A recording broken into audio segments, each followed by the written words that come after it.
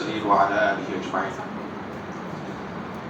الحمدللہ اللہ سبحانہ و تعالیٰ کا بہت شکر ہے کہ اللہ سبحانہ و تعالیٰ ہمارے اس غریب خانے میں چھوٹا سا مدرسہ میں حضرت والا شیخ الاسلام مفتی تقی عثمانی حفظہ اللہ، ان کا صاحبزادہ ڈاکٹر محمد عمران اشرف عثمانی حفظہ اللہ اور ان کا بھی صاحبزادہ مفتی عبداللہ عثمانی حفظہ اللہ کو یہاں پہ آنے کا توفیق عطا فرمایا. ہم بہت خوش ہیں، اللہ سبحانہ و تعالیٰ کا شکریہ ادا کرتا ہے. اس کے ساتھ ساتھ ہمارے یہاں پہ بنگلہ دیش کا بہت بڑے علماء کرام حضرت مولانا مفتی میزان حفظہ اللہ، حضرت مولانا مفتی نعمت اللہ حفظہ اللہ، اور بھی یہاں پہ علماء کرام طلباء عزیز یہاں پہ ہیں. مفتی شاکر حفظہ اللہ بھی ہے، بحرین سے آئے ہیں. پہلے میں ہمارے اس مدرسہ کے طرف سے مرکز دراست الاقتصاد الاسلامی اس مدرسہ کی طرف سے پہلے میں عذر پیش کرنا چاہتا ہوں. یہ بہت چھوٹا مدرسہ ہے، لیکن الحمدللہ میں 2-3 منٹ میں اس مدرسہ کی کیوں ہم نے شروع کیا اس کا تھوڑا انٹروڈکشن دینا چاہتا ہوں. پھر حضرت کو تھوڑا بیان کرنے کے لیے انشاءاللہ ریکویسٹ کروں گا.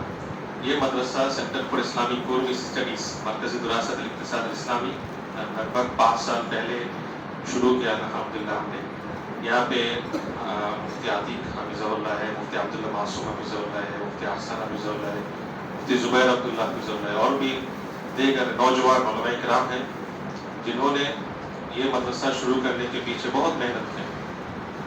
الحمدللہ آج 5 سال کے بعد یہ مدرسہ پیچھے جو مین جو آبجیکٹو تھا کہ یہ ایک 2 سال کا تخصص فی الفقہ والفتویٰ بھی ہو، اس کے ساتھ ساتھ قدیم اور جدید اقتصادی اسلامی، تمویل اسلامی، اسلامک فائنینس جیسا کہ اسلامک بینکنگ، اسلامک انشورنس اور تکافل، اسٹاک مارکیٹ، کارپوریٹ فائنینس اور اسلامک فن ٹیک، اسلامک سوشل فائنینس، وقف اور زکوٰۃ، ان موضوعات اور ابھی جدید جو مقاصد شریعہ کی بھی مباحث ہو رہے ہیں، یہ ہم یہاں کے طلباء کو درس کے ماتحت، محاضرہ کے ماتحت، مطالعہ کے ماتحت ان کو اطلاع دیں. اور یہاں سے ایک علماء طلباء یہاں سے نکلے جو صرف بنگلہ دیش میں نہیں بلکہ سارے عالم میں انشاءاللہ حلال کی طرف یعنی ہمارے امت کو دعوت دے سکیں. جو نبی والا کام تھا امت کو حلال کی طرف، حرام سے بچا کر حلال کی طرف دعوت دینا، یہی ہمارا آبجیکٹو تھا. الحمدللہ ابھی ہمارا جو فارغین ہے پچھلے 5 سال میں کئی فارغین ہمارے یہاں پہ کنسلٹنسی ہے ملیشیا میں، یہاں پہ وہاں پہ الحمدللہ خدمت کر رہے ہیں. بہت سارے ممالک کے بہت سارے پروجیکٹ میں بھی شامل ہیں، بہت جگہ پہ وہ خدمت بھی کر رہے ہیں. اور ہم چاہتے ہیں اس سلسلہ کو اور بھی بڑا کریں انشاءاللہ، اور دارالعلوم کراچی جیسا المدارس کے ساتھ ان کا مشورہ کے ان کے دعا کے ساتھ ہم اور بھی آگے بڑھ سکیں.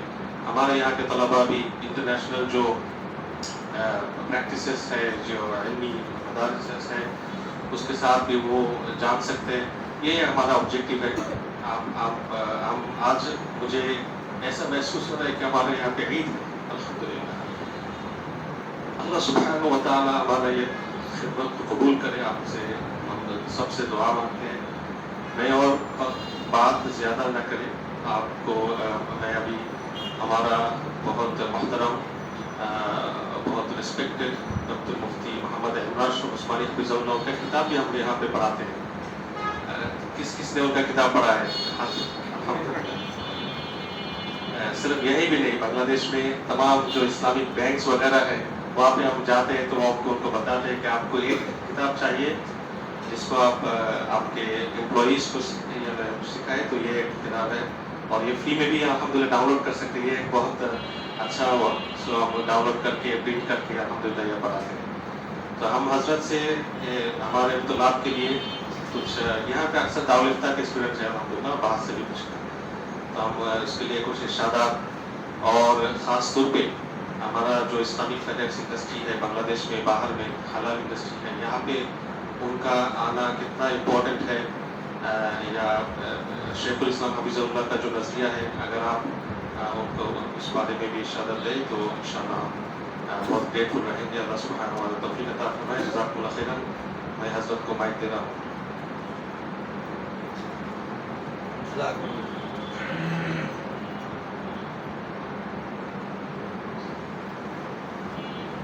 بسم اللہ الرحمن الرحیم.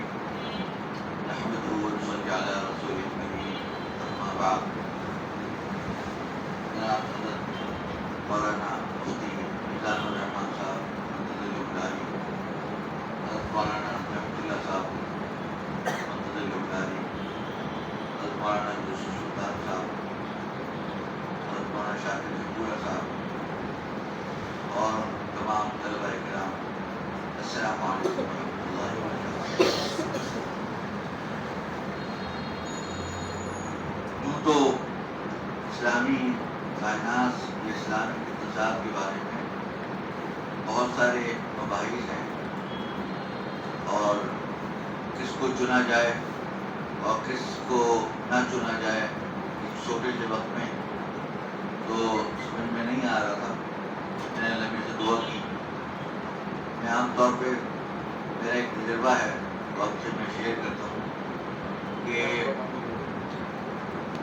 جب بھی مجھے کوئی اہم بات پیش آتی ہے تو میں 3 وسیلوں سے دعا مانگتا ہوں.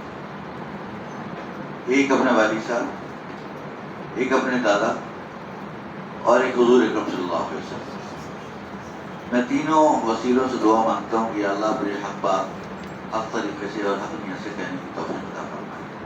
تو میں دعا کی کہ اللہ مجھے کوئی ایسی بات بتا دیجیے جو میں آپ کے سامنے کروں جو ہم سب کے لیے نافع ہو. تو ایک آیت قرآن پاک کے ذہن میں آئی تو میں نے سوچا کہ یہ آپ لوگوں کے لیے شاید زیادہ مناسب ہوگی اس کے اوپر بات کرنا.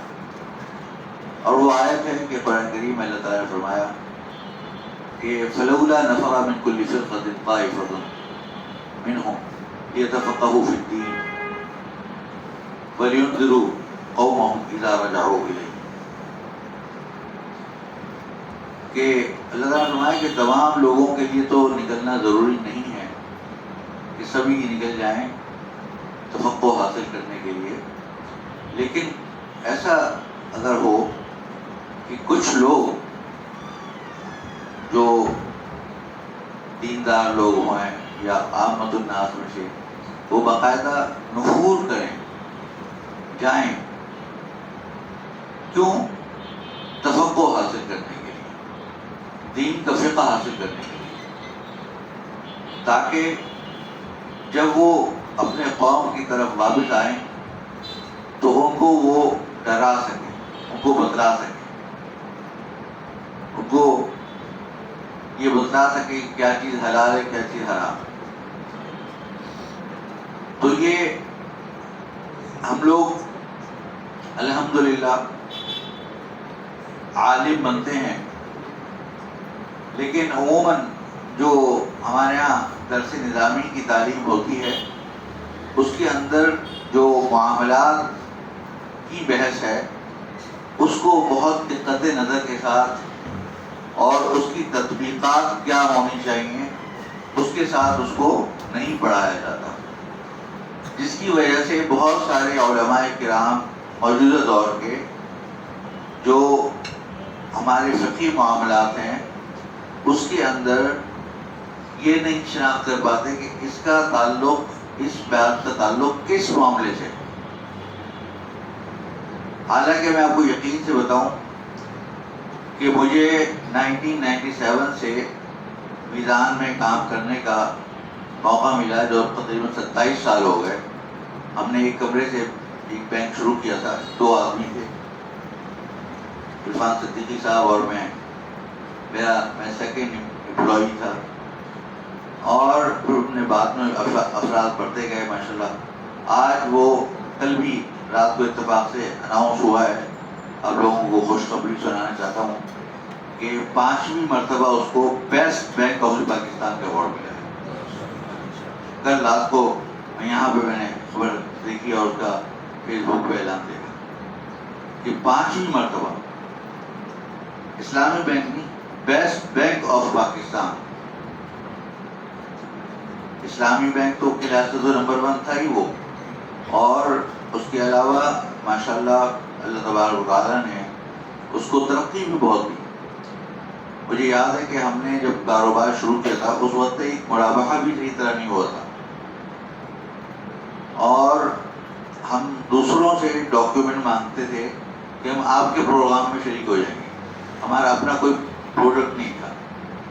تو ہم نے جو ہے وہ، چونکہ میں نے والد محترم نے مجھے یہ تاکید کی تھی کہ جب میں تخصص کر رہا تھا 1992 میں، جو میرا تخصص سال صوم تھا، تو اس میں جو مقالہ لکھنا تھا تو والد صاحب نے میرے لیے کہا کہ تم کتاب البیوع کے اوپر لکھو. تو وہ میں نے مقالہ لکھا، تقریباً 700 صفحے کا مقالہ وہ تھا. پھر جب میں پی ایچ ڈی کرنے کے لیے گیا تو میں پہلا پی ایچ ڈی تھا. اس وقت دارالعلوم میں کسی نے پی ایچ ڈی نہیں کیا تھا، اس وقت تصور نہیں تھا پی ایچ ڈی کا.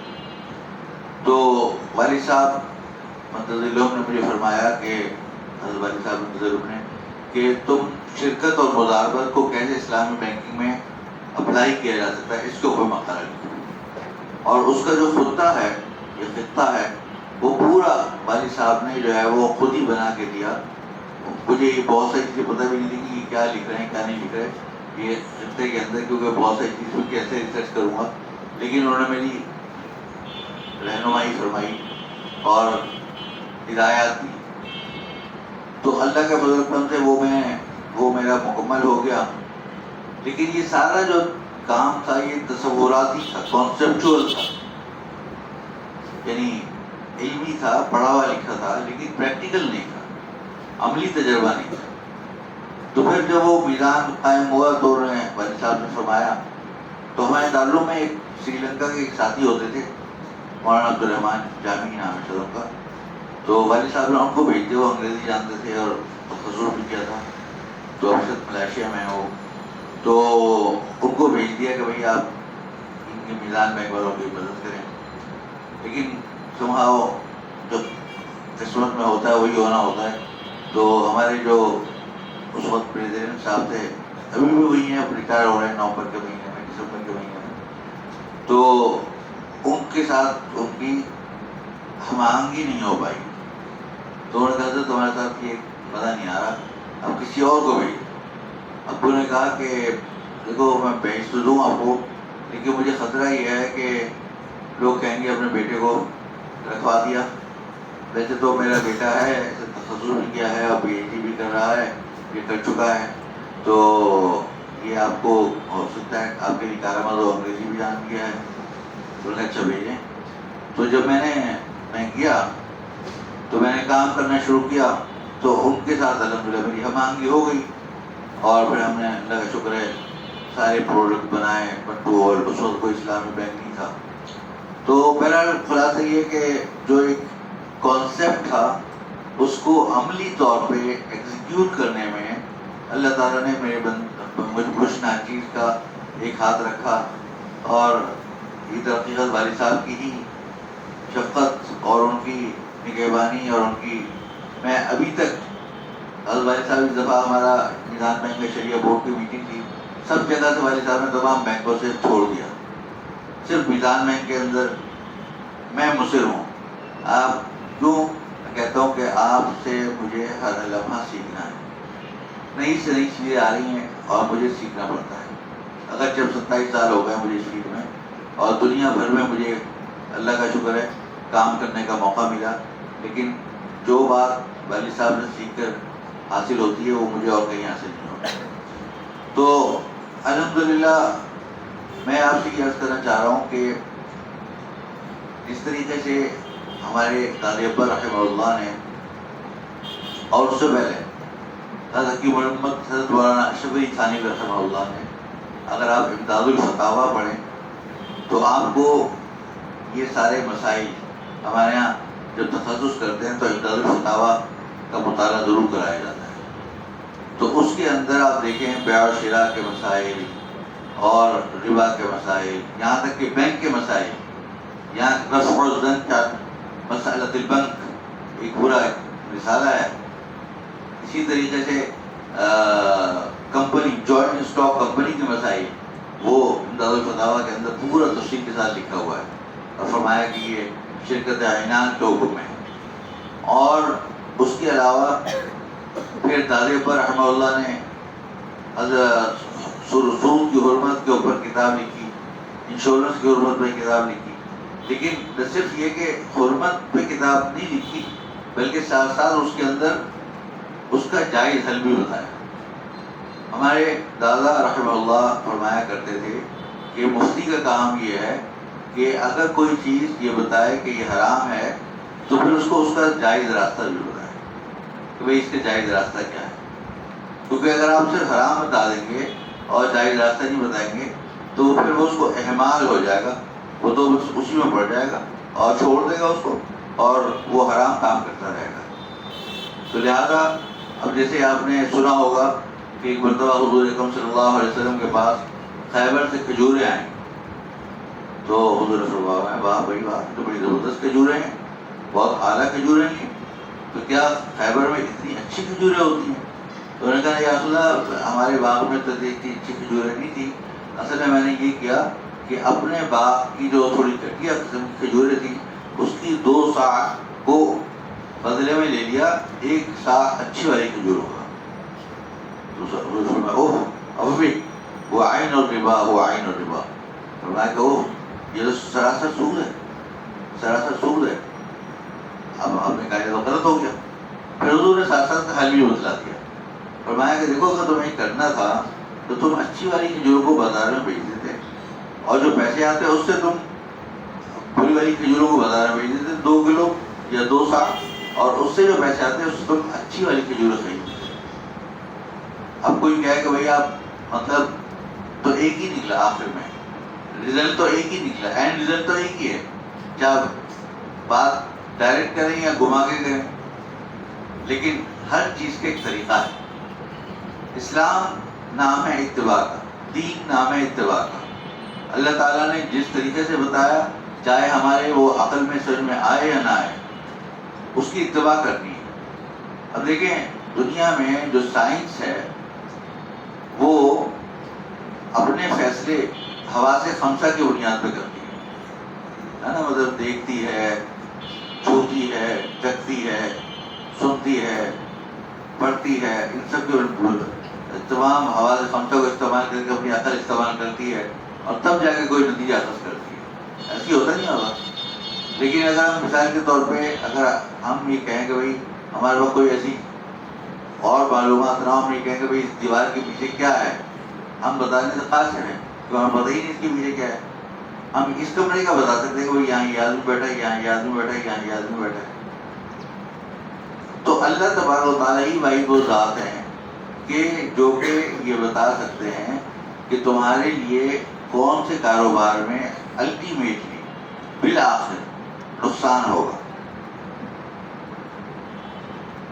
تو آپ یہ غور فرمائیے، ہمارے حضور پاک صلی اللہ علیہ وسلم کی ایک معجزہ میں سے ایک یہ معجزہ بھی ہے کہ حضور پاک صلی اللہ علیہ وسلم تھے امی، آپ کو لکھنا پڑھنا تک نہیں آتا تھا. آپ نے کوئی یونیورسٹی وغیرہ میں کوئی تعلیم حاصل نہیں کی، لیکن آپ نے معاملات کے ایسے ایسے احکام بتلا دیے کہ آج اگر ہم اس پہ عمل کریں تو پوری کائنات پہ جو اللہ تعالیٰ نے فرمایا وما ارسلناک الا رحمۃ للعالمین، یہ پوری دنیا کے لیے، صرف مسلمانوں کے لیے نہیں، پوری کائنات کے لیے وہ فائدہ مند ہو جائے اور رحمت کا سبب ہے، سارا فساد ختم ہو جائے.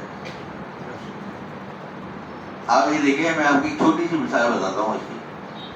ہمارے فقہ کے اندر حضور پاک صلی اللہ علیہ وسلم نے فرمایا کہ من اقال اقال اللہ عثراتی یوم القیامہ، کہ جو آدمی اقالہ کرے گا تو اللہ تعالیٰ اس کے گناہوں کا اقالہ کر دے گا قیامت کے روز. ہمارے پاکستان اور ہندوستان میں یا شاید یہاں بھی ہوتا ہوگا کہ دکانوں کے باہر لکھا ہوتا ہے کہ ادھار اور واپسی بند ہے، ادھار اور واپسی بند ہے. یورپ میں جائیے، یورپ میں کیا ہوتا ہے، آپ نے کوئی چیز خریدی، آپ کو پسند نہیں آئی، آپ گئے، آپ نے رسید دکھائی اور واپس کر دی. اب اس دین کی اس حکم پر کون عمل کر رہا ہے؟ یورپ والے مغربی. اس کا ہمیں ظاہری طور پہ ایسا لگتا ہے ہمیں نقصان ہو گیا، حقیقت میں نقصان نہیں ہوتا. اس سے آپ کی اعتماد بڑھتا ہے، اس سے آپ کے کاروبار میں وسعت ہوتی ہے. ایک آدمی اگر یہ کہیں گے یار تمہیں لینا ہو تو لو، ورنہ اگر تم لے گئے اور واپس نہیں دیا، واپس تو ہم لیں گے نہیں، تو 100 مرتبہ سوچے گا وہ بندہ یار میں یہ لوں یا نہ لوں. ٹھیک ہے، اگر اس کے بعد کوئی پتا ہو کہ میں یہ کتاب یہ چیز میں کسی وقت میں واپس کر سکتا ہوں، تو ایک کے بجائے 10 کتابیں لے جائے گا، یہ 10 چیزیں لے جائے گا. تو آپ کا کاروبار بڑھے گا نہیں بڑھے گا؟ بڑھے گا. تو اس طرح کی بہت ساری چیزیں ہیں کہ اسلام میں. یہ چھوٹی سی میں نے ایک مثال دی. اب حضور اکرم صلی اللہ علیہ وسلم نے بہت سارے نقطے بتلائے کہ نہا رسول اللہ صلی اللہ علیہ وسلم مال جسمن، نہا رسول اللہ صلی اللہ علیہ وسلم بیع مال یقص، نہا رسول اللہ صلی اللہ علیہ وسلم بیع الکالی بالکالی، نہا رسول اللہ صلی اللہ علیہ وسلم بیع المعروف، نہا رسول اللہ عن بیع المزابنہ، نہا رسول اللہ صلی اللہ علیہ وسلم بیع المنابذہ. یہ بہت ساری طرح کی چیزیں ہیں. اب یا ریبل سودے کے احکام. اب یہ کوئی سوچے کہ بھئی آخر یہ کیوں منع کیا، اس سے کیا ہوگا؟ اسلام چاہتا ہے کہ 2 باتیں. ایک تو یہ کہ جب بھی آپ کا کوئی ٹرانزیکشن ہو وہ مکمل طور پہ ٹرانسپیرنٹ ہو، اس پہ کسی قسم کی جہالت نہ ہو اور باہمی رضامندی ہو. ٹھیک ہے، ایک تو بنیادی چیز ہے. اور دوسری یہ کہ آپ جب کوئی تجارت کریں تو کسی دوسرے آدمی سے کی ایکسپلائٹیشن نہ ہو، کسی دوسرے آدمی کو آپ نقصان نہ دیں. لا ضرر ولا ضرار فی الاسلام، کسی دوسرے آدمی کو نقصان نہ پہنچائیں. تو یہ جو جتنے بھی طریقے ہیں جن کو حضور پاک صلی اللہ علیہ وسلم نے منع فرمایا، اس پہ یا تو غرر پایا جائے گا، یعنی ایسی جاہلیت، ایسی جہالت پائی جائے گی جو مفضی الی النزاع ہوگی، یا غرر پایا جائے گا کہ جس سے کہ نزاع پیدا ہو سکتا ہے، یا مثال کے طور پہ باہمی ڈسکلوجر یا ٹرانسپیرنسی نہیں ہوگی تو امانت پر خیانت ہوگی. من غشنا فلیس منا، کوئی عیب کو چھپا دے اور بیچ دے تو اللہ تعالیٰ اس کو، ملائکہ اس کو لعنت کرتے رہتے ہیں. تو ہمارے حضور اکرم صلی اللہ علیہ وسلم نے تمام چیزوں کی تعلیمات دی کہ یہ طریقہ حلال ہے، یہ طریقہ حرام ہے. اب جب ہم لوگ مسلمان پیدا ہوتے ہیں تو ہمارے اوپر کہا گیا کہ طلب العلم فریضۃ علی کل مسلم، ہر مسلمان کے اوپر علم حاصل کرنا فرض ہے. اس کا کیا مطلب ہے؟ اس کا مطلب یہ ہے کہ ہر مسلمان کے اوپر اتنا علم حاصل کرنا فرض ہے کہ جو اس کے حلال و حرام کو بتا سکے. اب ہم دیکھیے، آپ ذرا غور فرمائیے، اتنے سارے ڈھاکہ یا بنگلہ دیش میں مسلمان ہیں، کیا لوگوں کو پتا ہے کہ شیئر کے کون سے کاروبار جائز ہیں کون سے ناجائز؟ کیا لوگوں کو پتا ہے کہ کون سی ٹرانزیکشن ریور بھی ہیں کون سی نہیں ہے؟ کیا لوگوں کو پتا ہے کہ بیع القلب یا شارٹ سیل جائز ہے ناجائز ہے؟ کیا لوگوں کو پتا ہے کہ بیع الکالی جائز ہے ناجائز ہے؟ کیا فیوچر کی سیل جائز ہے ناجائز ہے؟ یہ پتا ہے لوگوں کو؟ یا لوگوں کو پتا ہے کہ اگر سونے چاندی کے کاروبار کر رہے ہیں کہ تقابض فی مجلس ضروری ہے، یا اس میں تفاضل جائز نہیں ہے اگر جن سے ایک ہو تو؟ یا کرنسی کا کاروبار کر رہے ہیں تو اس کے لیے یہ شرائط ہے، نہیں پتا.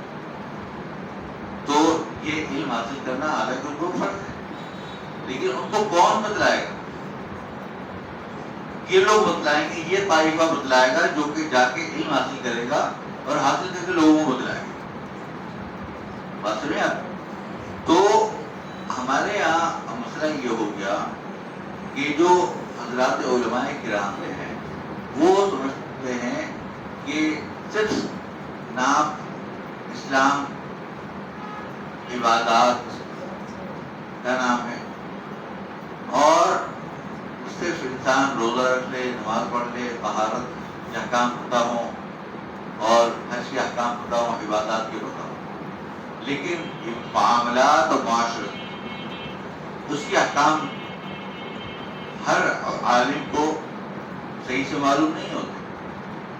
حالانکہ آپ دیکھیں ہدایہ جو علامہ مرغینانی کی مشہور کتاب ہے اور ہم تمام لوگ اس کو اپنے درس نظامی میں پڑھتے ہیں، اس کی 4 جلدیں ہیں. اس کی پہلی جلد جو ہے صرف عبادات کی ہے، باقی 3 جلدیں کس چیز کی ہیں؟ معاملات اور معاشرت کی. اس کا مطلب یہ ہے کہ اگر آپ کو خالی عبادات کا پتہ ہے، معاملات اور معاشرت کے احکامات کا نہیں پتہ، تو آپ گویا کہ اسلام کے 3/4 سے ناواقف.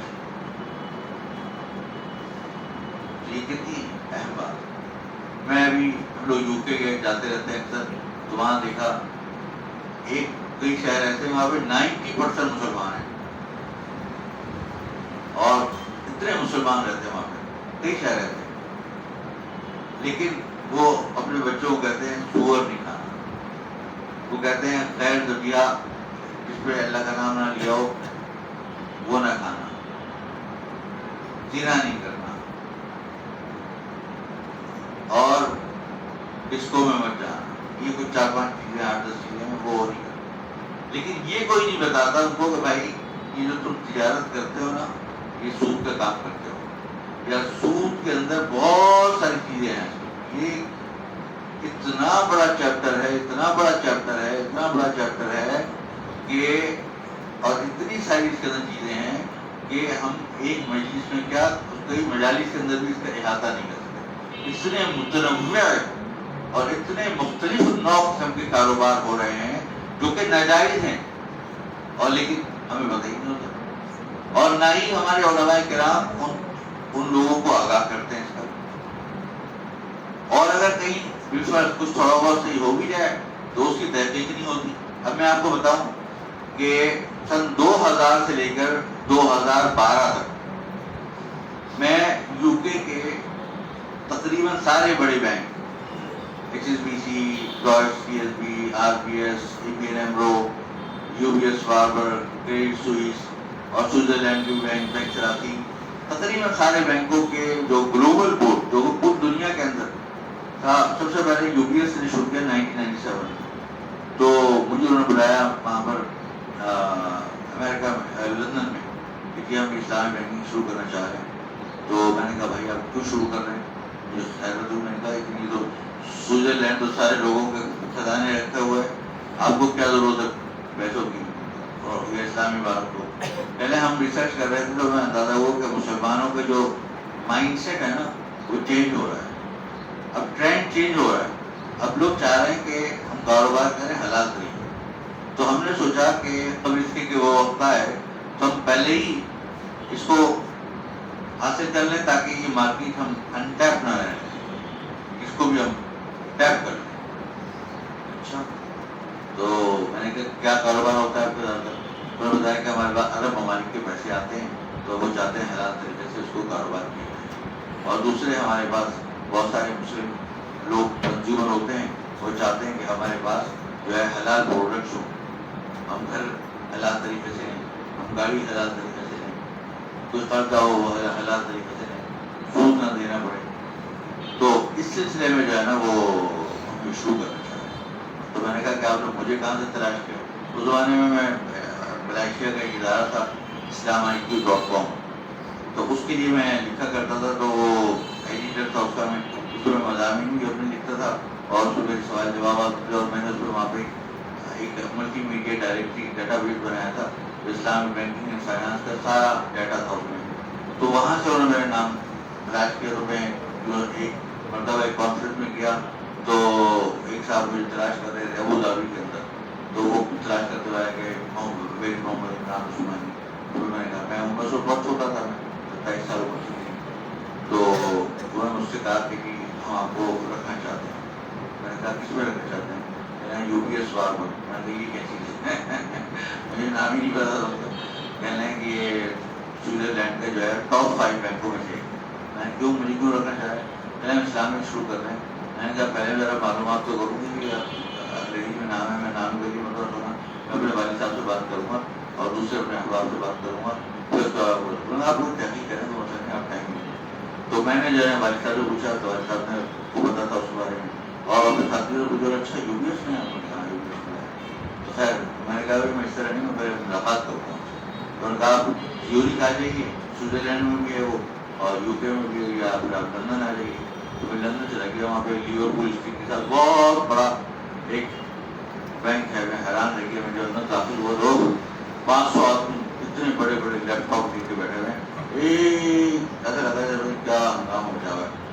تو ایک چھوٹا سا کمرہ تھا، اس کے اندر میٹنگ روم، وہ میٹنگ وہاں کرتے ہیں، باقی سب لوگ سب ساتھ بیٹھتے ہیں. تو چاہے ڈائریکٹر ہو یا چاہے غیر ڈائریکٹر ہو، سب ساتھ بیٹھ کے کام کر رہے ہوتے ہیں. تو میں نے تو انہوں نے، ان سے میں نے یہ سوال کیا تو انہوں نے مجھے یہ جواب دیا. تو مقصد کہنے کا یہ ہے کہ وہ شروع ہو گیا. پھر اس کے بعد جب یو پی ایس نے دیکھا شروع کیا تو ایچ ایس بی سی نے بھی دیکھا کہ ہمیں بھی شروع کرنا چاہیے، انہوں نے بھی شروع کر دیا. پھر لائرس نے بھی شروع کر دیا، پھر آر پی ایس نے بھی شروع کر دیا، پھر اے پی نے بھی شروع کر دیا. اتنے بڑے یو این بی بینک تھا، پی ایل ایم تھا، کیا کے نام بھول دیا.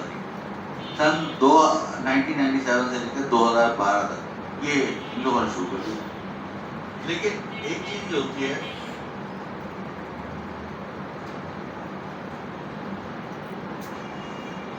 کہ جب آپ کوئی چیز بیچتے ہیں نا، ایون اگر آپ یہ پانی بھی بیچیں گے نا، تو آپ کو پتا ہونا چاہیے بھائی اس کمپنی کا برانڈ کیا ہے اور یہ پانی کیسا ہے، کہاں سے آتا ہے. آپ ایسی کسی چھتے والے کی بوتل اٹھا کے نہیں لے آئیں. تو اس کے لیے آپ کو اس چیز کو جو مبی ہے اس کے سارے فیچرز کو پتا ہونا چاہیے.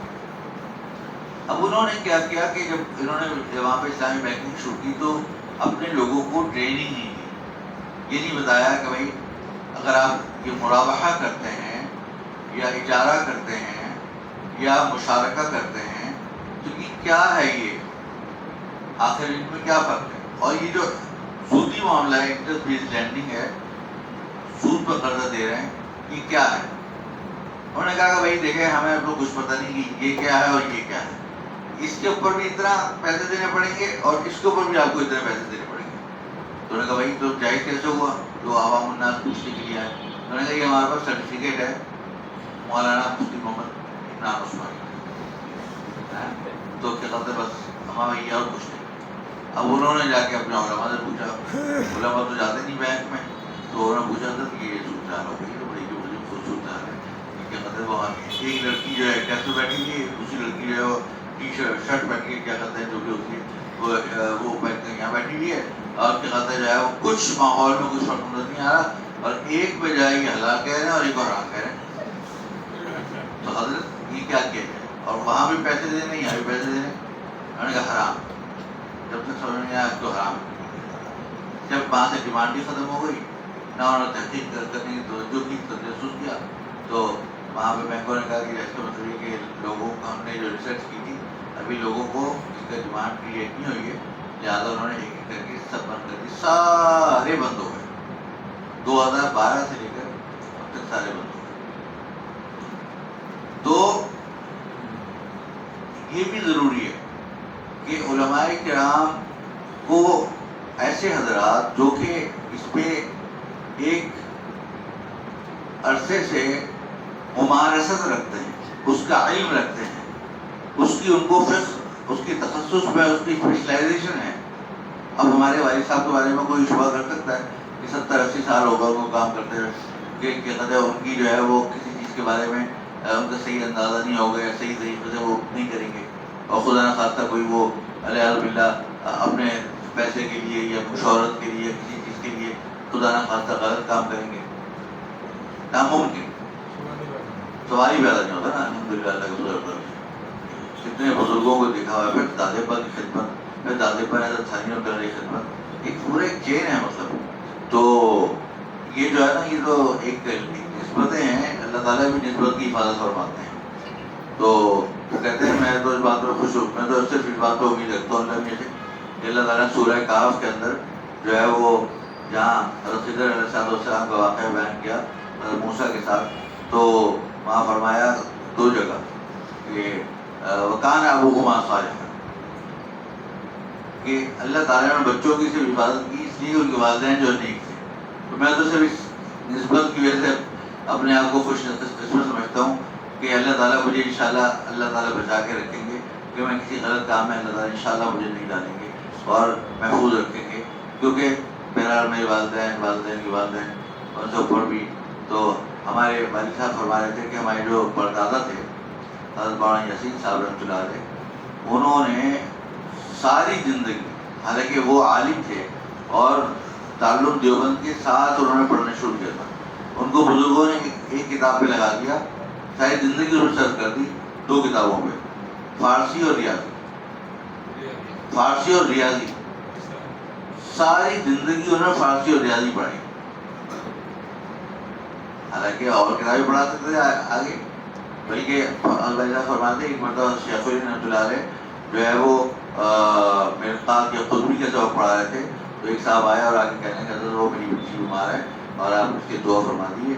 تو انہوں نے جو ہے نا وہ قطبی ختم کی اور کر کے دعا کرنی شروع کر دی کہ حضرت آپ قطبی پڑھ کے دعا کر رہے ہیں, یہ بخاری تو ہے نہیں, تو یہ قطبی پڑھ کے دعا کر رہے ہیں. کہنے حضور نے فرمایا کہ خدا کی قسم میری نزدیک قطبی پڑھو اور بخاری پڑھو, اگر تمہاری نیت صحیح ہے تو دونوں ایک ہی. اب دیکھیں اب بزرگوں نے ان کو لگا دیا, تم جو ہے یہ, حالانکہ ہمارے وہ جو پردادا تھے وہ حضرت مولانا رشید احمد گنگوئی رحمہ اللہ کے ساتھ ان کا خصوصی تعلق تھا. ہر جمعرات کو پیدل گنگوئی شریف جایا کرتے تھے اور رات گزارتے تھے حضرت مولانا رشید احمد گنگوئی رحمۃ اللہ کے پاس, اور پھر واپس آتے تھے. اتنا آپ کو ہمارے دادے پر کتاب ہے, آپ پڑھیے. حضرت میرے والد ماجد اور ان کے مامول کے عملیات کی کتاب ہے.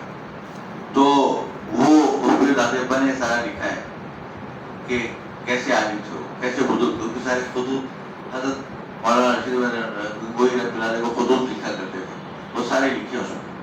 تو اب میں مقصد کہنے کا یہ ہے کہ جب بڑے حضرات, بزرگ حضرات, یہ سارے حضرات جب ایک چیز کو محنت کر کے وہ کر رہے ہیں تو پھر اس کو سیکھیں ان سے اور سیکھ کے آگے پھیلائیں. یہ نہیں کہ بس اس کو چھوڑ دیا کہ جی نہیں اب یہ ایسی لگ رہا ہے ویسی لگ رہا ہے. ارے بھائی ایسی لگ رہا ہے تو کم از کم تحقیق تو کر لو کہ بھائی کیا چیز کیسی ہے. اب جیسے حضرت مولانا مجاز الرحمان صاحب فرما رہے تھے, یہ امریکہ میں ہیں, جاتے ہیں, اب یہ وہاں پہ دیکھتے ہیں گائیڈنس سائنس گروپ کام کر رہے ہیں. اب ان سے لوگ پوچھتے ہیں, اب یہ چاہ رہے ہیں کہ کس طرح کو سمجھیں تاکہ سمجھ کے ان کو بتلائیں, تاکہ اپنی کمیونٹی کو لوگوں آگاہ کر سکیں. کوئی غلطی ہو رہی تو وہ بھی آگاہ کریں. لیکن اسی طرح چلتا ہے نا, چیزیں جب تدریجاً بھی بہتر ہوتی ہیں. تو یہ بہت اہم پوائنٹ ہے کہ ہمیں ان چیزوں کو سمجھنا ہے. تو یہ جو آپ کی جو جماعت ہے نا, یہ اللہ نے ان سلیکٹڈ لوگ میں سے ہیں جو فلولا نفع من کل فرقۃ طائفۃ یتفقهوا فی الدین میں شامل ہونا ہے, تاکہ وہ لوگ علم حاصل کریں. کیوں؟ ان لوگوں کو بچانے کے لیے جو لوگ حرام کمائی کر رہے ہیں. آپ کو پتہ ہے حدیث میں کیا آتا ہے؟ حدیث میں حضور اکرم صلی اللہ علیہ وسلم نے فرمایا کہ ایما جسد نبت من سخط فالنار اولى به. جسم کا ایک حصہ بھی اگر حرام پیسے سے اس کی پرورش پائی ہو تو آگ میں جانے کا مستحق. ایک پیسہ بھی حرام کا اگر منہ میں آ جائے, اور ہم لوگ کتنا دیکھ رہے ہیں کہ حرام کام ہو رہا ہے, لیکن ہم لوگوں کو فکر ہی نہیں ہوتی. تو ہم لوگوں کا فریضہ بنتا ہے بطور عالم کہ ہم سیکھیں اور سیکھ کے ان کو بتلائیں. ورنہ اگر یہ فریضہ ہم لوگ نہیں ادا کریں گے تو اس کی سخت پکڑ ہو سکتی ہے کہ بھائی تم لوگوں نے سب کچھ جاننے کے باوجود کیوں نہیں اس پر عمل کیا. لہٰذا بھائی ہم سب کو اپنے گریبانوں میں ہاتھ ڈال کے دیکھنا چاہیے اور اپنے ڈھانکنا چاہیے کہ آیا ہم اس پہ عمل کر رہے ہیں نہیں کر رہے. اور مجھے بڑی خوشی ہوئی کہ مولانا یوسف سلطان صاحب نے اور ان کے ساتھیوں نے دو تین ساتھی ہیں ماشاء اللہ, انہوں نے یہاں, حالانکہ یہاں پہ نہ ماحول ایسا ہے نہ ہی ابھی تک کوئی قانون ایسا ہے. میں آپ کو ایک سلسلے بڑی چیز بات بتا دوں, یوسف سلطان صاحب بہت آپ کو خوشی ہوگی. جب ہم نے 1997 میں میزان بینک میں کام شروع کیا, کوئی اسلامی بینک نہیں تھا, نہ تو وہاں قانون تھا. پرویز مشرف کی گورنمنٹ نہیں پرویز مشرف کی گورنمنٹ آئی تھی صورت, اور اسی وقت والد صاحب سود کے خلاف فیصلہ دیا تھا. والد صاحب کو ہٹا کے انہوں نے سپریم کورٹ سے الگ کر دیا تھا, اور اسٹیٹ بینک میں ہماری کوئی بات سننے والا تھا, سے ایک بار ایک صاحب آتے تھے, وہ بہت ابو سے تعلق رکھتے, نام لینا آپ سب لوگ جانتے ہیں ان کو, بہت مشہور آدمی, ان کے یہاں بھی بہت بڑا اور انڈسٹری ہے, ان کی بہت بڑی انڈسٹری ہے. تو وہ بکوار آتے تھے اکثر.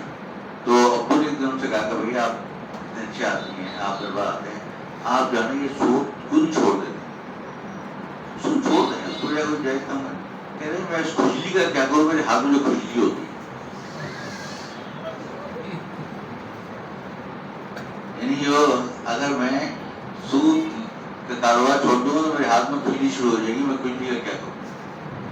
یہ اس طرح اللہ بچائے یہ ایڈکشن ہو جاتی ہے, ایک عادت ہوتی ہے نا, اس طرح سود کی عادت ہوتی ہے, معیشت جیسے جوئے کا ہوتا ہے, جوئے کا بھی اگر عادت پڑ جائے تو بندہ سے نکل نہیں پاتا. تو یہ اس کا بھی حال ہے. تو اس زمانے میں بالکل یہی حالات تھے جیسے یہاں پہ, لیکن میں نے اس وقت حضرت تھانوی رحمۃ اللہ علیہ کے قول پڑھا تھا تو مجھے اس سے امید وابستہ ہوئی. حضرت تھانوی رحمہ اللہ نے اپنی کتاب میں یہ لکھا ہے کہ جب انسان دین کے راستے میں چلنا شروع کرتا ہے تو اس کو لگتا ہے کہ جیسے سامنے جنگل ہے اور راستے سارے مسدود ہیں, بند ہیں, کیونکہ جو جنگل میں جاتا جاتا ہے اس کے راستے کھلتے چلے جاتے ہیں, وہ دربان سے نکلتا چلے جاتا ہے. تو بالکل میں تو اس بات کا وہ کیا کہ کسٹمرز کو فائل کرنا, بینکروں کو فائل کرنا, لائرز کو فائل کرنا, رسک کے لوگوں کو فائل کرنا, اسٹیٹ بینک کے ریگولیٹرز کو فائل کرنا, یہ اتنا مشکل تھا. اس زمانے میں نے اتنی پریزنٹیشنیں لی ہیں, وہ بھی محفوظ ہیں بہت ساری پریزنٹیشنیں, اور پھر اتنے کورس کرائے, اتنی جگہ کیا کہ وہ جو ہے وہ آہستہ آہستہ کر کے وہ پوری ٹیم بننی چلی گئی الحمد للہ. اور والد صاحب کو تو کھائی مجھے ساتھ سے دعا ہے صاحب. تو یہ آپ لوگوں نے جو کام شروع کیا ہے یہ مجھے بڑی خوشی ہے, اور اللہ تعالیٰ ایک دن مجھے لگتا ہے کہ اس سے بہت کام لے اور یہ اس ملک کے اندر انشاءاللہ اسلامی نظام کو لانے میں بہت کامیاب ہوگا. آخری بات جو میں عرض کرنا چاہتا ہوں جو یہ ہے کہ دیکھیں, کوئی آدمی اپنے آپ کو یہ نہیں کہہ سکتا میں پرفیکٹ مسلمان ہوں, کہہ سکتا ہے کوئی؟ ہر وقت انسان کے اندر خوف و رجا کی کیفیت رہتی ہے. الایمان بین الخوف والرجا, ہے نا. کوئی آدمی اگر یہ کہتا ہے کہ میں لازماً جنت میں جاؤں گا, یہ ہو ہی نہیں سکتا. حضرت عمر رضی اللہ عنہ فرماتے ہیں, اپنا کہتے ہیں کہ اگر مجھے یہ کہا جائے کہ سارے لوگ جہنم میں جائیں گے اور ایک آدمی جنت میں جائے گا تو مجھے امید اللہ کی ذات سے کہ وہ ایک آدمی میں ہوں گا. اور اگر یہ فیصلہ ہو جائے کہ سارے لوگ جنت میں جائیں گے اور ایک آدمی جہنم میں جائے گا تو مجھے یہ خوف ہوتا ہے کہ وکیل میں وہ نہ ہو. یہ خوف اور رجا. تو محاسبہ, ہم جو اسلامی بینکنگ کر رہے ہیں نا جو بھی ہے, اس میں بہت زیادہ ارتقاء اور بہت زیادہ ڈیولپمنٹ کی ضرورت ہے. اور ہمیں پتہ ہے کہ وہ کیا کیا چیزیں ہیں کہ جس کے اندر مزید تبدیلی اور اچھائی لانی ہے, اور لانے کا ہمیں ایک ویژن ہونا چاہیے, ایک بصیرت ہونی چاہیے, تاکہ ہم شریعت کے جو مقاصد ہیں اس کو صحیح سے اچیو کر سکیں, تاکہ جو اسلام کے جو اقتصادی نظام کے ثمرات ہیں وہ لوگوں کو پہنچنا شروع ہوں. وہ ابھی تک نہیں ہوئے, کیونکہ ابھی تک ہم شروع کے درجے میں. جب پورے نظام صحیح طریقے سے بیٹھے, پورا ایکو سسٹم صحیح طرح بیٹھے گا تو جب جا کے انشاءاللہ یہ پورا نظام صحیح بیٹھے گا. تو آپ یہ مت سوچیں کہ یار یہ تو ابھی رورل لنگا جیسا بھی ہے تو چھوڑ دو اس کو. ارے بھائی, ہمیں کچھ تو قدر بڑھانا پڑے گا نا. پہلے کلمہ سیکھتے ہیں, پھر اس کے بعد نماز سیکھتے ہیں, طہارت سیکھتے ہیں, پھر نماز سیکھتے ہیں, پھر زکات سیکھتے ہیں. اسی طرح ہوتا ہے نا, پھر آہستہ آہستہ کر کے پھر تمام چیزیں آتی ہیں. تو اگر آپ لوگ یہ ارادہ کریں کہ اس طرح کہ some thing is better than nothing, کچھ کرنے بہتر ہے کچھ نہ کرنے سے, تو لہٰذا اسٹارٹ تو لیں اور شروع کریں, اور اللہ میاں کی رضا کے لیے سب سے اہم چیز ہے رضا. کہ بس یہ نیت کر لیں کہ یہ کام جو ہم کرنا ہے اس میں بے شک دنیا ملے نہ ملے, لیکن ان صلاتی و نسکی و محیائی و مماتی للہ رب العالمین. مجھے کبھی بھی آپ یہ سوچیں کہ مجھے اپنے بزرگوں کی نسبت کا خیال ہے, ان بزرگوں کی نسبت کا خیال ہے, اور یہ لوگ جو اپنے ان کے جو قابلین ہیں ان کا خیال ہے, لہٰذا مجھے کبھی کوئی غلط کام نہیں کرنا. تو اللہ تبارک تعالیٰ انشاءاللہ آپ لوگوں کو اور ہمیشہ اپنے ساتھ مشوروں میں بزرگوں کو ضرور ملا کریں، جو بھی ہوں بزرگ. اب آپ کے یہ بزرگ ہیں پہلے، اور حضرت مولانا مفتی عبدالرحمٰن صاحب نے ایک مرتبہ حضرت مجھے بلایا تھا، وہ ان کی شفقت تھی، میں تو بچہ ہی تھا اس وقت تو، لیکن اس طرح کے بزرگ بھی گزرے آپ کے. تو بہرحال اب ان کی باری آ گئی ہے، کوئی بڑے حضرات چلے جاتے ہیں تو اللہ میں دوسرے لوگوں جانشین بنا دیتے ہیں.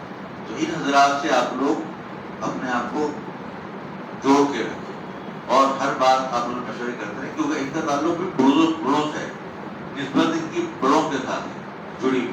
لہٰذا انشاءاللہ امید اللہ کی ذات سے کہ ایک دن کامیابی حاصل ہوگی. بس یہ میرا دماغ میں اللہ نے سو ڈالی ہے، جو باتیں آئی ہیں پتہ نہیں صحیح بولی غلط بولی، تو اللہ تعالیٰ اگر کوئی غلطی ہوئی تو آپ معاف کریے گا، باقی اللہ تعالیٰ قبول فرمائے. آخر دعوانا الحمد للہ.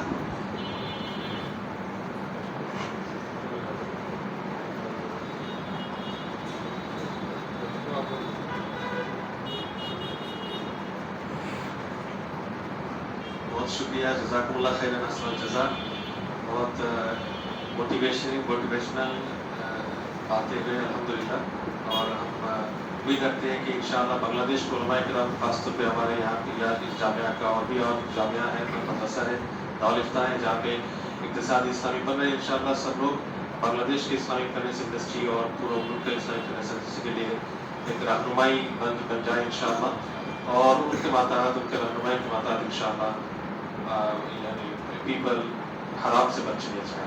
ہم دعا کریں گے، دعا کے لیے انشاءاللہ مفتی میزان صاحب حفظ اللہ کے پاس جائیں گے. اس کے پہلے میں تھوڑا مفتی عبداللہ عثمانی حفظ اللہ، ہمارا شیخ الاسلام حفظ اللہ کے گرینڈ سن، اس کے ان سے دو چار باتیں سنیں گے انشاءاللہ، پھر ہم انشاءاللہ دعا کر کے ختم کریں گے.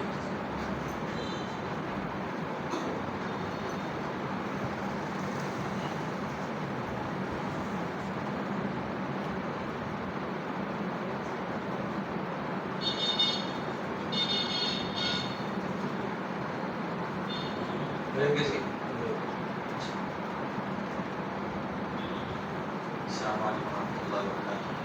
الحمدللہ رب العالمین والصلاۃ والسلام علی رسول کریم وعلی آلہ وصحبہ اجمعین اما بعد. ویسے تو والد صاحب نے کافی جامع گفتگو فرمائی ہے، اور لیکن میں طالب علم ہونے کی حیثیت سے جو میں نے اپنے قابلین کو سنا ہے کہ انہوں نے جس طرح اپنے اساتذہ سے جو بات سنی ہے، جس طرح ہم شام کو بیٹھ کے تکرار کرتے ہیں، تو میں وہی باتیں بطور تکرار آپ کے سامنے عرض کرتا ہوں جو باتیں میں نے اپنے بڑوں سے، اساتذہ سے، قابلین سے سنی. سب سے پہلے چونکہ آپ لوگ مرکز الاقتصاد الاسلامی کے طلباء ہیں اور تخصص کی معاملات میں آپ لوگ کر رہے ہیں، تو ایک اہم بات میں نے کچھ عرصے پہلے ہمارے مفتی عرفی صاحب رحمۃ اللہ علیہ تھے، ان کے بیان میں سنی تھی. وہ فرما رہے تھے کہ امام احمد بن حنبل رحمہ اللہ نے فرمایا من لم یعرف اہل زماننا فهو جاہل. اور یہ ایک انتہائی اہم بات ہے، اور اس کے اوپر اگر میں نے اپنے دادا اور والد صاحب کو بھی دیکھا ہے کہ وہ اصول، جس طرح آپ لوگ ماشاء اللہ اصول پڑھ رہے ہوتے ہیں اپنے شامی یا مختلف کتابوں کو دیکھتے ہوئے، اس کے ساتھ ساتھ جو نئے مسائل آ رہے ہیں، نئی نئی ٹیکنالوجی آ رہی ہے، نئے نئے معاملات آ رہے ہیں، اس کی بھی اس کو جانچنا، ان کو سمجھنا، اس کی بھی طرف دھیان رہتا ہے. اب حضرت نے صرف فل ویو لکھی ہے، یا پھر اجارہ بھی لکھ رہے ہیں، وہ بھی انشاءاللہ زیر طبع ہے. تو اس میں انہوں نے نئے جو اصول کے ساتھ ساتھ نئے معاملات پر تطبیق دی ہے.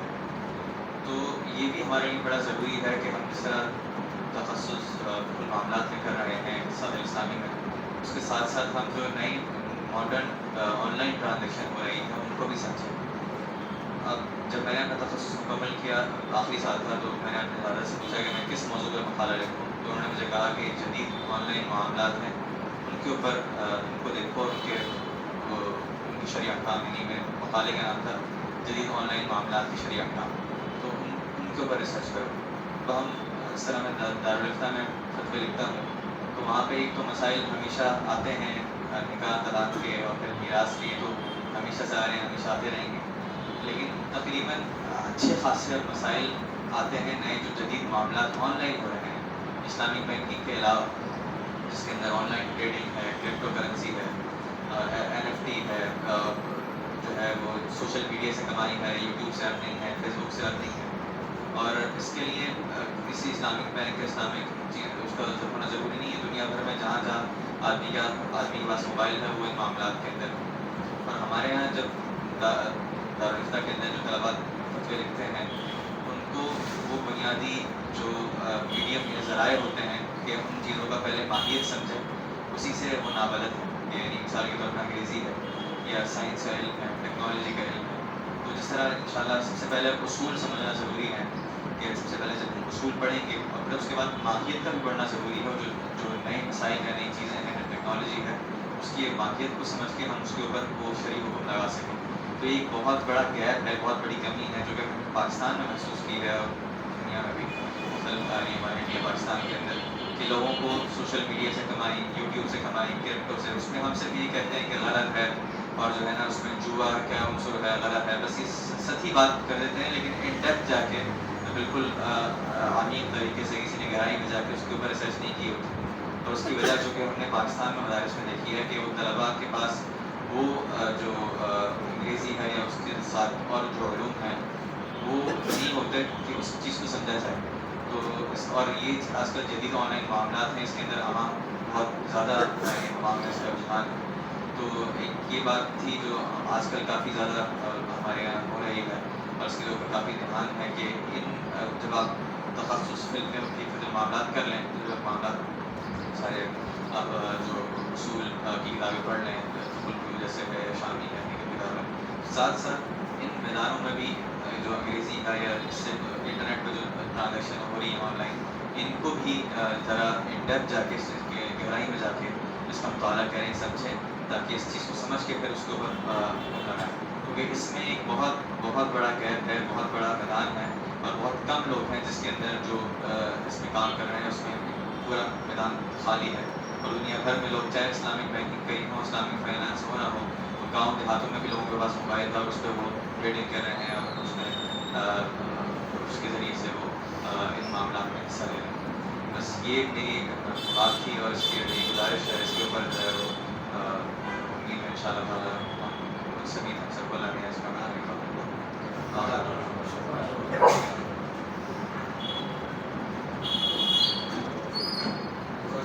بہت شکریہ. آپ کو سن کے خوشی ہوگا کہ ہمارا پچھلے سال کا فارغ مولانا عارف اسلام تھوڑا کھڑا ہو جائے. انہوں نے NFT کے اوپر ریسرچ کیا اور بنگلہ دیش انسٹیٹیوٹ آف بینک مینجمنٹ یہاں کا سینٹرل بینک کا ٹریننگ ہے، وہاں سے ان کا وہ ریسرچ بھی پریزنٹ کیا الحمدللہ. اور ابھی ہمارا ادر ایڈوائزری ملیشیا میں ہے الحمدللہ. بہت سارے نیو پروجیکٹس میں کام کر رہے ہیں. اس سال میں بھی کچھ طلبا کیش واک آف وغیرہ نئی ٹاپک میں الحمدللہ ریسرچ کر رہے ہیں. ہمارا مفتی عبداللہ معصوم صاحب کے نگران اور اساتذہ کے نگران. ہم آپ سے دعا مانگتے ہیں حضرت، آپ یہاں پہ آئے، جزاک اللہ خیرا. ابھی انشاءاللہ آپ کی دعا کے ساتھ ہم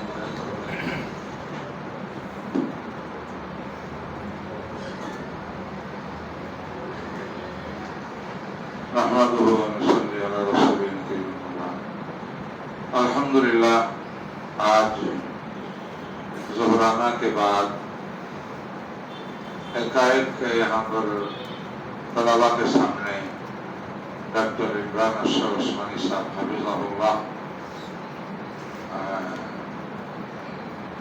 تشریف لے چکے، تو میں سمجھ رہا تھا ایسے ہی کوئی سادہ سی بھی بات ہوگی،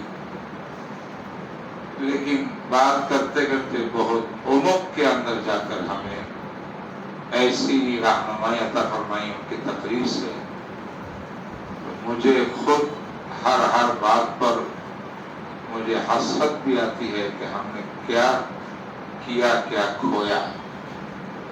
تو ان باتوں سے ہم سب کو اللہ تعالیٰ توفیق عطا فرمائے، ان کو اپنی سرمایہ بنا کر آگے ہم اپنا راستہ سے حاضر کے دنیا کے تمام مسائل کو حل کرنے کی یہ ذمہ داری فقیہ کی ہے، عالم کی ہے.